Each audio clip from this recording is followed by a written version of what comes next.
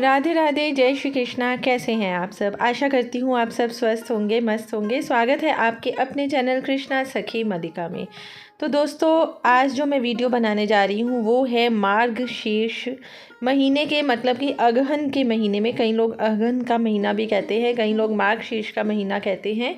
तो उस महीने में लक्ष्मी माता का पूजन, जो कि हर गुरुवार के गुरुवार व्रत करके पूजन किया जाता है, किस तरह से करना है वो मैं आपको बता देती हूँ।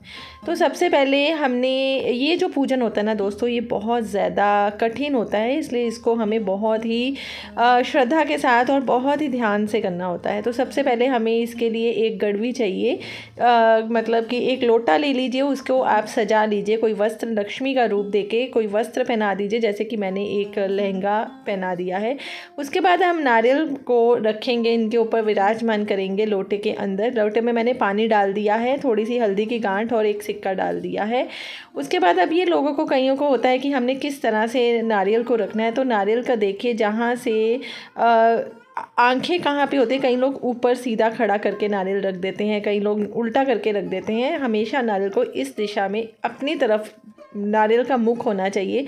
अब ये कैसे पता चले कि नारियल हमारी तरफ ही आंखें हैं? तो देखिए, जहाँ से नारियल आगे की ओर बहुत तीखा होता है ना, वो हमेशा नीचे वाली साइड होती है। जो सामने होती है, यहाँ पे ही नारियल को हमने मतलब कि लटका हुआ हमेशा देखा है पेड़ों के ऊपर। तो इस तरह से जहाँ से आपको दिख रहा है एक फ्लैट सी सरफेस, उसको अपनी तरफ रखना है। नारियल का जो आंखें होती हैं, मुख होता है ना, वो सदैव हमारी तरफ होना चाहिए, जहाँ पे हम बैठे हैं।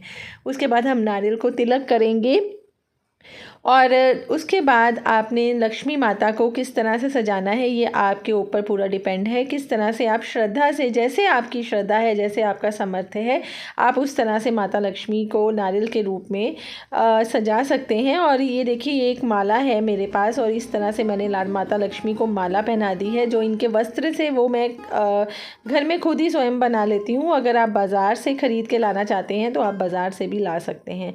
और उसके बाद हम माता लक्ष्मी के ऊपर चुनरी ओढ़ेंगे और उसके बाद हमने श्रृंगार का सामान चढ़ाना है, जिसमें 16 श्रृंगार सम्मिलित होते हैं। बिंदी होती है, लिपस्टिक होती है, सिंदूर होता है, माला, चूड़ियाँ, जो चीज़ें भी होती हैं ना, वो आप माता लक्ष्मी को प्रदान कीजिए। और उसके बाद एक जल से भरा हुआ लोटा रख दीजिए। ये सब कुछ करना बहुत ज़रूरी होता है। और जो गुरुवार के व्रत होते हैं ना दोस्तों, वो बहुत ज़्यादा कठिन होते हैं। कई लोग पूरे 12 साल का ये गुरुवार के गुरुवार व्रत रखते हैं और शुक्रवार को इसका पालन कर देते हैं। और कई लोग साल में एक बार मार्गशीर्ष के महीने में, मतलब कि अगहन के महीने में 4 या 5 जितने भी गुरुवार आते हैं, उस दिन ये व्रत रखते हैं। और उसके बाद आप देसी घी का दीपक ज़रूर जलाइए। जब भी हमने कुछ भी पूजा करनी होती है तो देसी घी का दीपक हमें ज़रूर जलाना चाहिए। इससे हमें ये होता है कि हमें अंधकार से हम प्रकाश की ओर जाते हैं। लक्ष्मी गणेश जी को सदैव हमेशा हमें गणेश जी की पूजन करना चाहिए। सबसे पहले तो गणेश जी, देखिए दोस्तों, लक्ष्मी जी होती है ना, जो वो अकेली कभी भी नहीं स्थापना करनी चाहिए, क्योंकि वह चंचला होती हैं। उनका एक नाम चंचला भी होता है। या तो आप उनको नारायण जी के साथ उनकी स्थापना कीजिए, या फिर गणेश जी को ज़रूर उनके साथ स्थापित कीजिए। उसके बाद हम भोग लगाएंगे। भोग में हम कुछ भी मिष्ठान में लड्डू ला सकते हैं, बर्फ़ी ला सकते हैं। मैंने गुड़ और बादाम रखे हैं और साथ में घर में मैंने खीर बनाई है। खीर ज़रूर बनानी चाहिए। जब भी आप गुरुवार का व्रत करते हैं तो खीर बनाना बहुत ज़रूरी है, बहुत ज़्यादा। तो ये भी हमने माता रानी को भोग लगाना है। इस तरह से हमने ये सारी पूजा करनी है। तिलक लगाना है। अब हम सबको तिलक लगाएंगे, हर भगवान को, लक्ष्मी जी, गणेश जी को, उनके जो भोग को और दीपक को, जो सब है हमारे पास, जो हमने यहाँ पे माता रानी को चढ़ाया है, हर चीज़ को, 16 श्रृंगार को भी हमने तिलक ज़रूर लगाना है। और साथ में हम धूप, दीप, नैवेद्य ज़रूर चढ़ाएंगे। इसके अलावा भी अगर आप फल फ्रूट वगैरह चढ़ाना चाहते हैं तो आप वो भी चढ़ा सकते हैं। दोस्तों, इस दिन हमें माता रानी के चरण ज़रूर बनाने चाहिए। और जो ये चरण है, ये ब्रह्म मुहूर्त में बनाने चाहिए। जो दहलीज पूजन किया जाता है उसमें चरण का खासकर विशेष महत्व है और वो ज़रूर बनाने चाहिए हम लोगों को। और ये पूजन तो आपको पता ही है, बहुत सख्त है। इसमें 4 पहर की पूजा होती है। सबसे पहले ब्रह्म मुहूर्त में पूजा होती है, उसके बाद दोपहर को 12 बजे यहाँ पे पूजन किया जाता है, फिर शाम को 6 बजे और फिर रात को 11 बजे के बाद इसका पूजन होता है। और बिल्कुल बहुत कठिन होता है, इसलिए इसको बहुत ध्यान से और बिल्कुल सात्विक भोजन इस दिन लेना होता है। तो चलिए दोस्तों, अब हम करते हैं आरती। तो आरती तो कई लोग आरती कहते हैं कि लक्ष्मी माता की नहीं करनी चाहिए, तो लक्ष्मी माता चली जाती है। ऐसा मैं नहीं मानती हूँ दोस्तों कि भगवान की आरती करने से भगवान कभी नहीं जाते हैं, ये सिर्फ वहम होते हैं। तो आप भी अपने घर में ज़रूर आरती कीजिएगा लक्ष्मी माता की, जैसे कि मैं कर रही हूँ। तो धूप और दीप का भी हम लोग नैवेद्य वगैरह का भोग भी लगाएंगे।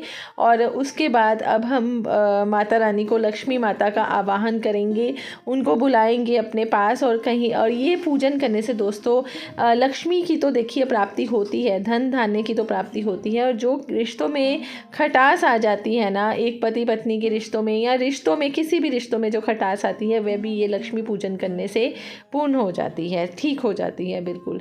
तो चलिए भोग लगाते हैं। सबसे पहले हम खीर का भोग लगाएंगे। तो लक्ष्मी माता को खीर का भोग लगाइए और उसके बाद लक्ष्मी गणेश जी को खीर का भोग लगाइए।